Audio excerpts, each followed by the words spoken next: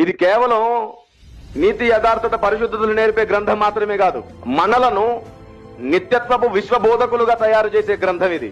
ఇందులో ఉన్న సంగతులు స్పష్టంగా తెలుసుకుంటే దేవదూతలకు బోధించే వారం అవుతాం.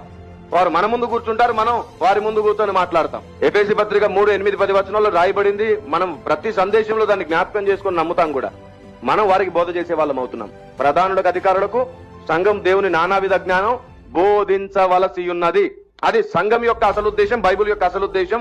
మనం బోధకులం అవ్వాలి, ఊరికి కాలక్షేపంగా సందేశాలు చెప్పుకోవడానికి కాదు. జక్కయ్య గురించి తెలుసా మీకు? రక్తస్రావం కలిగిన స్త్రీ గురించి తెలుసా? అది తెలుసా, ఇది తెలుసా అని చెప్పి జీవితకాలం బతుకున్నంత కాలం సండే స్కూల్ పాఠాలేనా?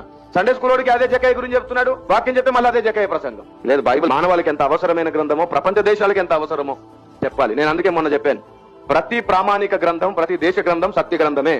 ప్రపంచం ఒప్పుకోవాలి. ప్రతి దేశంలో ఉన్న ప్రామాణిక గ్రంథం అంటున్న అన్ని గ్రంథాలు కాదు. మన దేశంలో ప్రామాణిక గ్రంథాలు ఏవి? వేదాలే. వేదాలు మాత్రమే, ఇంక ఏది ప్రామాణికం కాదు. వేదాలు మాత్రమే దేవుడు ఋషులకు ఇచ్చిన ప్రామాణిక గ్రంథం. ఇజ్రాయెల్ దేశానికి వెళ్తే ఏది ప్రామాణికం అంటే ఏం చెప్తారు వాళ్ళు ఏం చెప్తారు? బైబిల్ని ప్రామాణికం ఏంటారు వాళ్ళు? పాత నిబంధన గ్రంథమే ప్రామాణికం అంటారు వాళ్ళు. మరి క్రైస్తవ ప్రపంచానికి ప్రామాణికం ఏంటి? ఇలా ప్రతి దేశానికి, ప్రతి భక్తి చేస్తున్న గుంపుకి ఓ ప్రామాణిక గ్రంథం ఉంటుంది. అది సత్య గ్రంథమే. ఎందుకంటే ఆ ప్రామాణిక గ్రంథాల్లో దేవుడే ప్రత్యక్షమై రాయించుకున్న కొన్ని సంగతులు ఉన్నాయి. అసత్యమని వాటన్నిటిని సత్యాన్ని కూడా అసత్యం చేసినట్టు అవుతుంది. దేవుడు భూమి చుట్టూరా ఉన్న దేశాలలో సత్యం పెట్టి భూమధ్యపురంలో వాటన్నిటికీ సమాధానం చెప్పి వాటన్నిటిని తనలో ఇముడ్చుకోగలిగిన సర్వసత్య గ్రంథాన్ని మధ్యలో పెట్టాడు. దేవునికి స్తోత్రం కలుగును గాక. ఇప్పుడు వాటన్నిటిని మింగాలి. మోషే కర్రే అన్ని పాముల్ని మింగినట్టుగా అన్ని గ్రంథాలని ఈ గ్రంథం మింగాలి. ఆ పని WCM పూనుకుంది.